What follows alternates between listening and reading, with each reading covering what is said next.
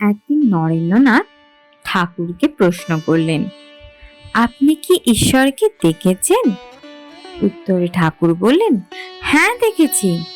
যেমন তোমাদের দেখছি তেমন ঈশ্বরকেও দেখেছি। তোমাদের সাথে যেমন কথা বলছি সেরকম ঈশ্বরের সাথেও কথা বলা যায়। তখন নরেন্দ্রনাথ কথাটা বিশ্বাস করতে পারলেন না। তিনি তখন ঠাকুরকে উন্মাদ ভাবতে লাগলেন।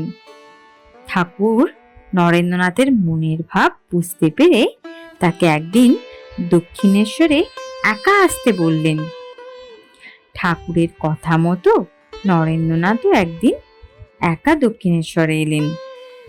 ঠাকুর নরেন্দ্রনাথকে দেখে তার বিছানায় বসতে বললেন, আর সেই সময় ঠাকুর এক প্রকার ভাবাবিষ্ট হয়ে তার ডান পাটা নরেন্দ্রনাথের গায়ে ঠেকালেন।